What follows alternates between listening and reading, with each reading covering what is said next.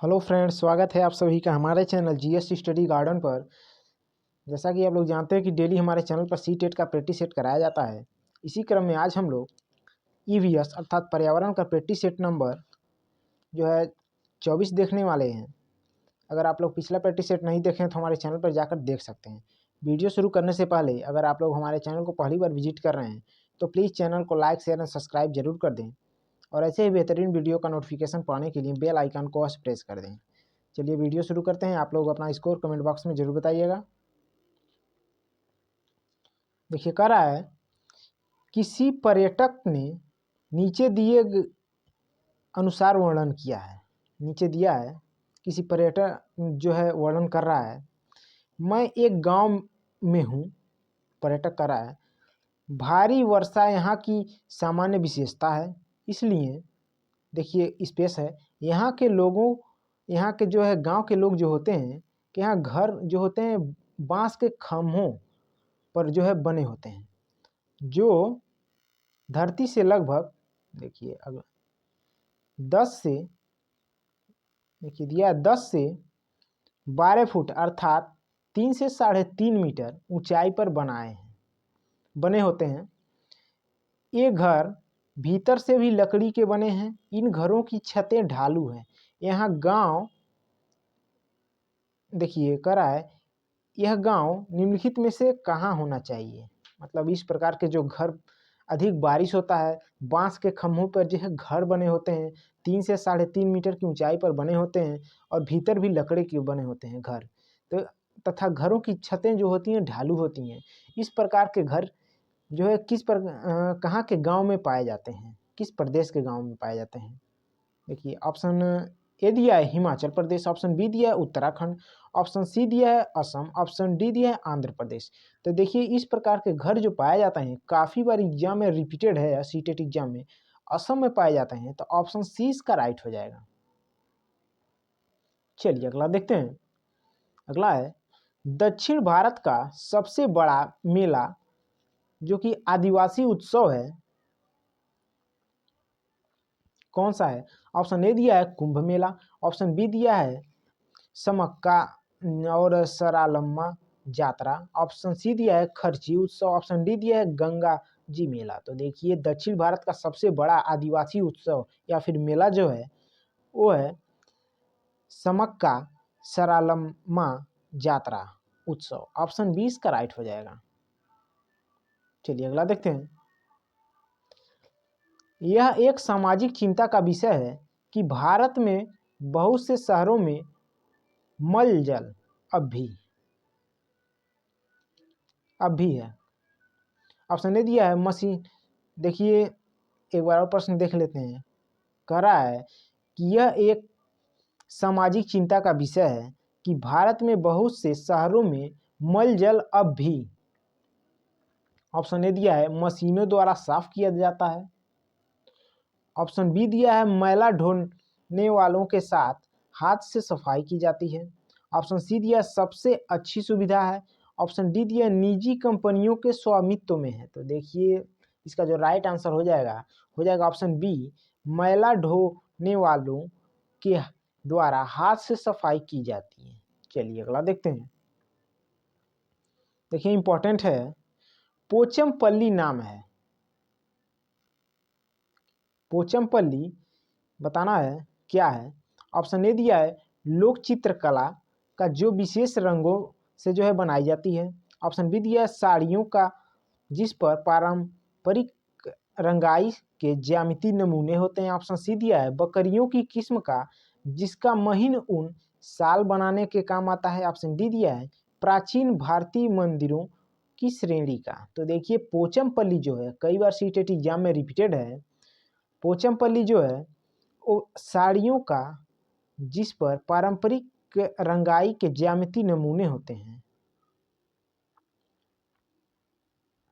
तो इसका right answer हो जाएगा ऑप्शन जो है बी। चलिए अगला देखते हैं।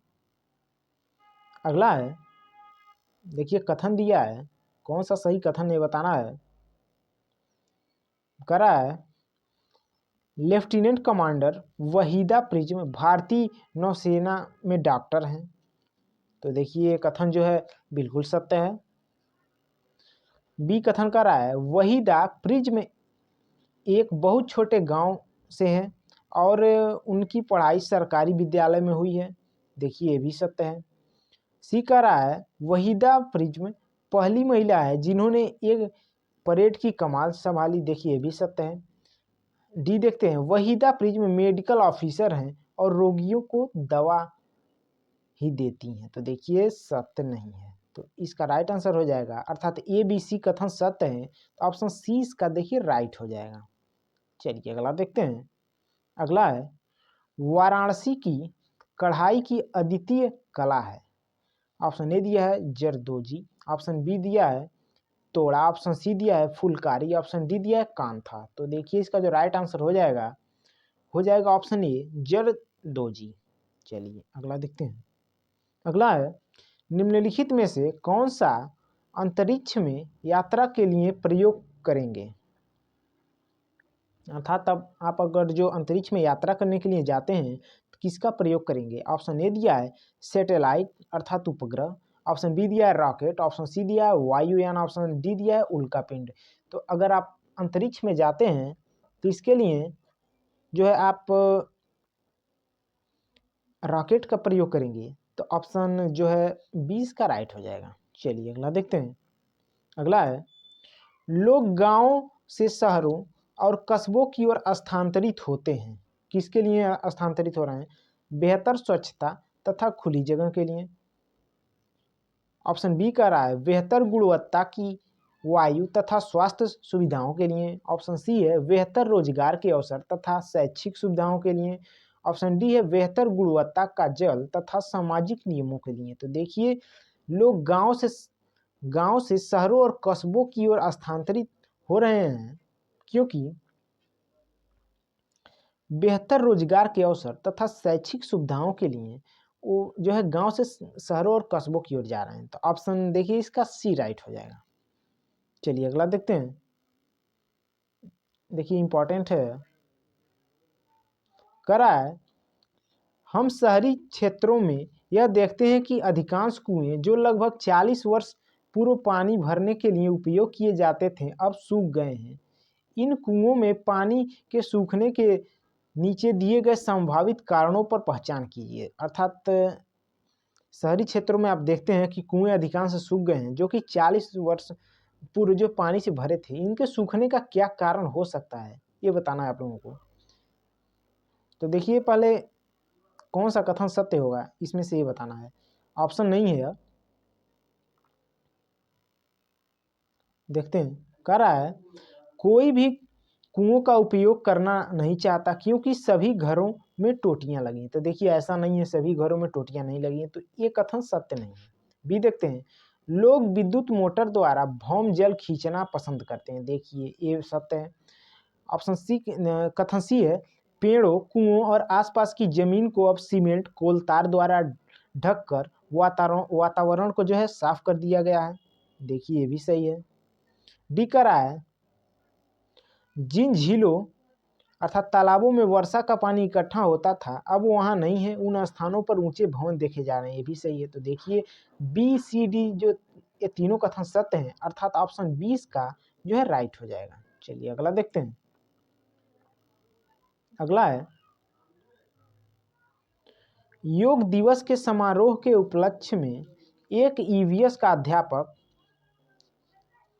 निश्चित करता है कि वह 5वीं कक्षा के छात्रों को विश्व की योग राजधानी के भ्रमण पर ले जाए जिसका नाम है। अर्थात आप लोगों को बताना है कि विश्व की योग राजधानी किसे कहा जाता है। ऑप्शन ए दिया है रानीखेत, ऑप्शन बी दिया है ऊटी, ऑप्शन सी दिया है ऋषिकेश, ऑप्शन डी दिया है गंगटोक। तो देखिए इसका जो राइट आंसर हो जाएगा विश्व की जो है योग राजधानी जो कहा जाता है ऋषिकेश। तो ऑप्शन सी इसका राइट हो जाएगा। चलिए अगला देखते हैं। अगला है घर में बच्चों से धीरे धीरे खाने के लिए एवं अच्छी तरह चबाने के लिए कहा जाता है। इसका या फिर के सबसे उपयुक्त कारण क्या है। अर्थात आप लोग घरों में बच्चों को कहते हैं कि आप अच्छे से जो है भोजन को चबा कर खाइए, ऐसा क्यों कहा जाता है, क्या कारण है। इनमें से कौन सा कथन जो है सत्य है बताना है। देखते हैं कौन सा कथन सत्य है। कह रहा है वे कम खाते हैं, देखे ये ऐसा कोई ये उपयुक्त कारण नहीं है। उनके दांत सुरक्षित रहते हैं, ये भी कारण नहीं है। वे खाते समय पानी नहीं पीते हैं, ये भी जो है कारण सही नहीं है। ऑप्शन डी कह रहा है उनके भोजन का पाचन सही ढंग से होता है। देखिए ऑप्शन डी राइट हो जाएगा। अच्छी तरीके से भोजन चबाकर खाने से जो है भोजन का पाचन जो है सही ढंग से होता है, तो इसका राइट आंसर ऑप्शन डी हो जाएगा, अर्थात केवल डी। चलिए अगला देखते हैं। अगला है सड़कों का सर्वोच्च वर्ग जो अधिकतर 6 पथ या अधिक का होता है क्या कहलाते हैं। जिसको कहते हैं 6 लेन या अधिक का होता है उसको क्या कहते हैं। राष्ट्रीय राजमार्ग, वायु मार्ग, एक्सप्रेसवे, जल मार्ग। तो देखिए सड़कों का सर्वोच्च वर्ग जो अधिकतर 6 लेन या फिर 6 पथ या अधिक होता है उसको हम लोग एक्सप्रेसवे कहते हैं, अर्थात राइट आंसर हो जाएगा इसका ऑप्शन सी। चलिए अगला देखते हैं। कह रहा है निम्नलिखित पहेली को हल कीजिए। पहेली है सिर पर मेरे ताज है, सुंदर नाच दिखाता हूँ, सुंदर पंखों पर नाज है मैं हूँ। अर्थात ये कौन है। पहेली जो कि सीधे एनसीईआरटी बुक से दिया है, इसको आप लोगों को बताना है। ऑप्शन ए है तोता, ऑप्शन बी है फाख्ता, ऑप्शन सी है बत्तख या फिर सुरखाओ, ऑप्शन डी है मोर। तो देखिए इसका जो राइट आंसर हो जाएगा वो हो जाएगा ऑप्शन डी मोर। चलिए अगला देखते हैं। अगला है दमन एवं दीव की लोकप्रिय कला एवं शिल्पकारी है। अर्थात दमन एवं दीव की जो है लोकप्रिय कला तथा शिल्पकारी कौन सी है एवं बताना है इसमें से। ऑप्शन ए दिया है बांस की शिल्पकारी, ऑप्शन बी दिया है वर्ली चित्रकारी, ऑप्शन सी दिया है पत्थर की शिल्पकारी, ऑप्शन डी दिया है कछुए के कवच की शिल्पकारी। तो देखिए दमन एवं दीव की लोकप्रिय कला एवं शिल्पकारी जो है वो है कछुए के कवच की शिल्पकारी, अर्थात ऑप्शन डी जो है इसका राइट हो जाएगा। चलिए अगला देखते हैं। विटामिनों तथा खनिज लवणों को सूक्ष्म पोषक तत्व कहा जाता है क्योंकि। अर्थात विटामिन और खनिज लवणों को सूक्ष्म पोषक तत्व क्यों कहा गया है। क्योंकि इनको केवल कृत्रिम संपूरकों द्वारा प्राप्त किया जा सकता है। बी इनकी कमी अर्थात अभाव से विविध प्रकार के रोग हो जाते हैं। ऑप्शन सी कह रहा है मनुष्यों में इनकी आवश्यकता कम मात्रा में होती है। ऑप्शन डी कह रहा है ये सभी खाद्य पदार्थों के महत्वपूर्ण घटक हैं। तो देखिए इसका जो राइट आंसर हो जाएगा ऑप्शन सी, मनुष्यों में इनकी आवश्यकता कम मात्रा में होती है। चलिए अगला देखते हैं। देखिए इसको ध्यान दीजिएगा, काफी बड़ा प्रश्न है, थोड़ा इसको छोटा कर लेते हैं। कह रहा है निम्नलिखित में से कौन से कथन इस तथ्य को स्पष्ट करते हैं कि पर्यावरण अध्ययन एक अंतः अनुशासनिक विषय है।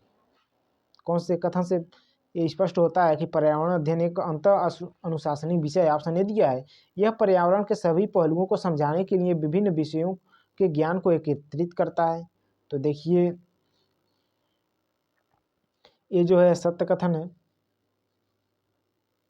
बी कह रहा है यह विविध रूप से अवधारणाओं को शामिल करने वाला एक अंतः अनुशासनिक क्षेत्र है, ये भी सही है। सी कह रहा है यह जैविक सामाजिक व सांस्कृतिक पर्यावरण में होने वाले अंतः क्रिया का क्षेत्र है। डी कह रहा है यह जैविक और जीवेतर घटकों के मध्य परस्पर आश्रितता एवं अंतः क्रिया करने वाला क्षेत्र है। ई कह रहा है यह उच्च प्राथमिक कक्षाओं के विज्ञान एवं सामाजिक विज्ञान विषयों की पूर्व तैयारी है। तो देखिए डी और ई दोनों नहीं सही है, ए बी सी अर्थात ऑप्शन ए इसका राइट हो जाएगा। चलिए अगला देखते हैं। अगला है कह रहा है पर्यावरण अध्ययन में थीम आधारित पद्धति सहायक होती है। ऑप्शन ए दिया है सभी प्रत्ययों एवं विषयों को शामिल करने में। ऑप्शन बी दिया है पर्यावरण के प्रति संवेदनशीलता विकसित करने में। ऑप्शन सी है विद्यार्थी अध्यापक संबंध विकसित करने में। ऑप्शन डी का रहा है ज्ञान को पूर्णता से अर्जित करने में। तो देखिए पर्यावरण अध्ययन में थीम आधारित पद्धति जो सहायक होती है वो ज्ञान को संपूर्णता से अर्जित करने में, अर्थात ऑप्शन डी इसका राइट हो जाएगा। चलिए अगला देखते हैं। अगला है निम्नलिखित में से देखिए कह रहा है निम्नलिखित में से कौन से कथन सतत एवं समग्र मूल्यांकन की प्रकृति को स्पष्ट करते हैं। कौन से कथन जो हैं सतत एवं जो है समग्र मूल्यांकन के प्रकृति को जो स्पष्ट कर रहे हैं। देखिए ऑप्शन ए दिया है, यह पाठ तथा साल के अंत में होने वाला आकलन है। देखिए ये सही नहीं है।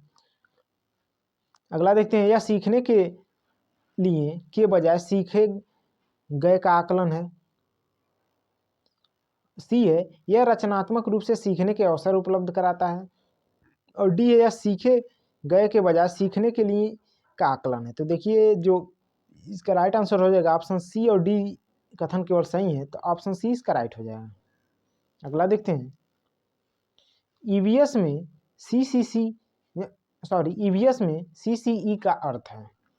ऑप्शन ए दिया है सतत एवं संचयी मूल्यांकन, ऑप्शन बी दिया है संचयी एवं संज्ञानात्मक मूल्यांकन, ऑप्शन सी दिया है व्यापक एवं संचयी मूल्यांकन, ऑप्शन डी दिया है सतत एवं व्यापक मूल्यांकन। तो देखिए ईवीएस में सीसीई का जो अर्थ होता है वो होता है सतत एवं व्यापक मूल्यांकन, अर्थात ऑप्शन डी इसका राइट हो जाएगा। अगला देखते हैं, अगला है, निम्नलिखित में से कौन से कथन पर्यावरण अध्ययन के उद्देश्य है। कौन से कथन इसमें से जो है पर्यावरण अध्ययन के उद्देश्य हो सकते हैं बताना है। ऑप्शन ए दिया है पर्यावरण के बारे में प्रत्यक्ष जानकारी, परिभाषाएं और विवरण प्रदान करना। क्या यह कथन सत्य है? देखिए कथन जो है सत्य नहीं है।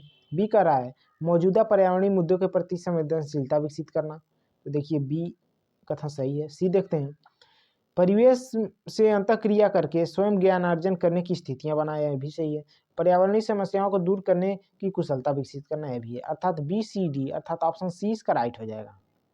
चलिए अगला देखते हैं। अगला है पर्यावरण पर्यावरण पर्यावरण अध्ययन में संप्रत्यय के रूप में पर्यावरण सम्मिलित करता है। किसको सम्मिलित करता है? ऑप्शन ए दिया है भौतिक पर्यावरण और जैविक पर्यावरण को, ऑप्शन बी है जैविक पर्यावरण, भौतिक पर्यावरण, सामाजिक सांस्कृतिक पर्यावरण का, ऑप्शन सी है भौतिक पर्यावरण और सामाजिक सांस्कृतिक पर्यावरण, ऑप्शन डी है जैविक पर्यावरण, जीवन प्रक्रम और तंत्र, सामाजिक सांस्कृतिक पर्यावरण। तो देखिए पर्यावरण अध्ययन में संप्रत्यय के रूप में पर्यावरण जो सम्मिलित करता है वो जैविक पर्यावरण, भौतिक पर्यावरण एवं सामाजिक सांस्कृतिक पर्यावरण। तो ऑप्शन इसका बी जो है राइट हो जाएगा। चलिए अगला देखते हैं। अगला है बड़ा क्वेश्चन है, देखते हैं इसको। करा है, सुबह स्कूल बस का इंतजार करते समय मोना अपने बेटे जयेश को आज आयोजित होने वाली पर्यावरण अध्ययन परीक्षा के लिए तथ्य और परिभाषाएं पूछ रही थी। निम्नलिखित में से कौन से कथन जयेश के सीखने में सबसे बड़ी बाधाएं हैं? ध्यान दीजिएगा, बड़ी बाधाएं हैं कह रहा है, सहायक नहीं है, बड़ी बाधाएं हैं। तो देखिए ऑप्शन ए दिया है, कथन दिया है ए, ऐसा करके मोना जयेश की सहायता कर रही है क्योंकि दोहराने से जयेश तथ्यों और परिभाषाओं को अच्छी तरह से याद करेगा। ऑप्शन बी है, कथन बी है, ऐसा करके मोना जयेश की सहायता कर रही है क्योंकि तथ्यों और परिभाषाओं को सुबह के समय अच्छी तरह से याद किया जा सकता है।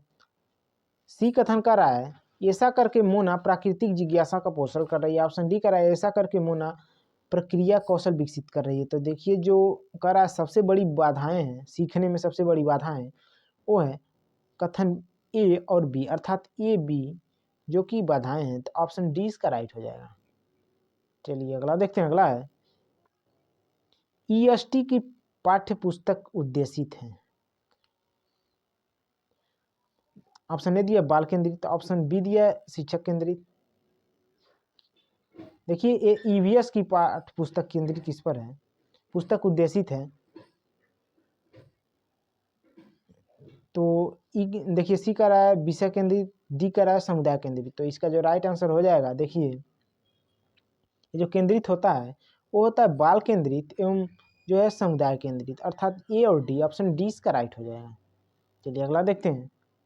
अगला है, कक्षा 4 के विद्यार्थियों को भोजन पढ़ाते हुए रुक्मिणी ने विद्यार्थियों को एक लोकप्रिय भोजन चाट खिलाया।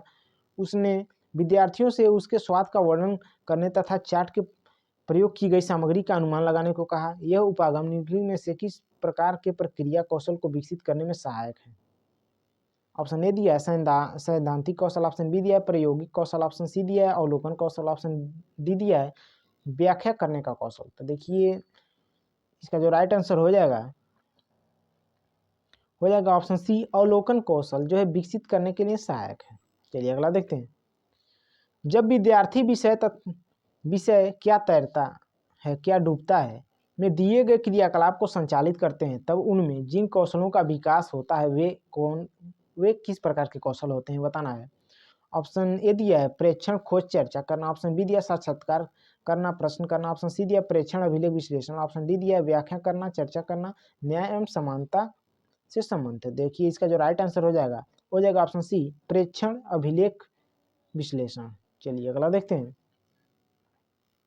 अगला है राधा ईवीएस की अध्यापिका दिवाली पर अपने घर पूड़ी बना रही थी। उसकी बेटी गीता को यह आश्चर्य हुआ कि पूड़ी तलने पर फूली क्यों। राधा को एक शिक्षक होने के नाते क्या करना चाहिए बताना है। आप लोग अच्छे से प्रश्न पढ़ लीजिएगा। देखिए इसमें से बताना कौन सा कथन सत्य होगा। ये कह रहा है उससे कहें कि पानी के अणु भाप में बदल जाते हैं और इस तरह से बनी भाप के कारण पूरी फूल जाती है। देखिए ये कथन सत्य नहीं है। भी कह रहा है उससे इस तरह की अन्य फूलने वाली खाने की वस्तुओं जैसे चपाती के बारे में सोचने को कहें और इसका कारण खोजने को कहें। देखिए ये भी कथन सत्य है। बी अगला है उससे इसका कारण सोचने और यह समझने को कहे कि तेल में तलने पर पूरी क्यों फूल जाती है। देखिए डी देखते हैं। उसे यह दिखाएं कि चावल पकाने के दौरान चावल के बर्तन को ढकने वाली थाली भी ऊपर उठती है और उसके ऊपर उठने के क्या कारण है पूछें। तो देखिए इसका जो राइट आंसर हो जाएगा वो हो जाएगा बी और डी, अर्थात बी और डी कथन सत्य है, अर्थात ऑप्शन डी इसका राइट हो जाएगा। चलिए अगला देखते हैं। अगला है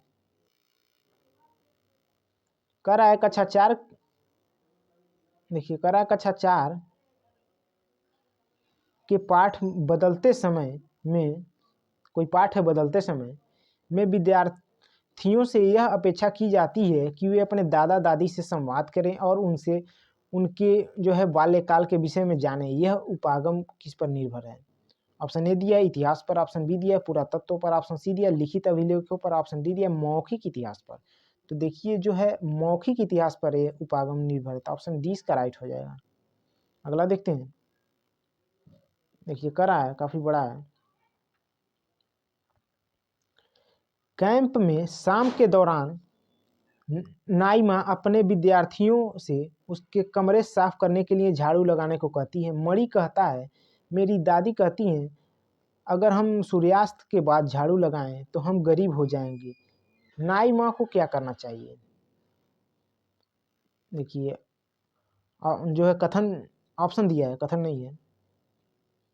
देखिए पहला करा है मणि से कहें कि अगर हम शाम को घर में झाड़ू लगाते हैं तो ऐसा कुछ नहीं होता है। ऑप्शन बी कह रहा है मणि से कहें कि जहां हम रहते हैं यह जगह को साफ रखना चाहिए इसलिए झाड़ू लगाना चाहिए। सी कह रहा है मणि से पूछें कि क्या उसने यह देखने के लिए अगर सूर्यास्त के बाद झाड़ू लगाया तो क्या होगा, कभी झाड़ू लगाया है। डी कह रहा है मणि से कहें कि वह झाड़ू लगाकर इस बात की जांच करें कि ऐसा करके क्या वह गरीब हो जाता है। तो देखिए इसका जो राइट आंसर हो जाएगा ऑप्शन डी ही हो जाएगा। अगला देखते हैं। अगला है विद्यार्थियों को अधिगम प्रक्रिया में सक्रिय भाग लेने के लिए प्रोत्साहित किया जाता है जिससे उनमें प्रक्रिया कौशल का विकास होता है जो उन्हें जीवन में मदद करेगा। ऐसा निर्भर है, किस पर निर्भर है। ऑप्शन ए दिया है खोज उपागम पर, ऑप्शन बी दिया है अन्वेषण विधि पर, ऑप्शन सी दिया है संप्रत्यात्मक उपागम पर, ऑप्शन डी दिया है अनुभवात्मक अधिगम पर। तो देखिए इसका जो राइट आंसर हो जाएगा ऑप्शन डी अनुभवात्मक अधिगम पर। चलिए अगला देखते हैं। देखिए प्रैक्टिस सेट का यही लास्ट क्वेश्चन था। ये क्वेश्चन कट गया है इस प्रैक्टिस सेट में। आप लोग जितना आप लोगों का स्कोर हुआ कमेंट बॉक्स में जरूर बताइएगा। और अगर आप लोग अभी तक चैनल को सब्सक्राइब न किए हैं तो प्लीज़ चैनल को सब्सक्राइब कर लीजिएगा और वीडियो पसंद आए तो लाइक कर दीजिएगा। वीडियो देखने के लिए आप लोगों का बहुत बहुत धन्यवाद।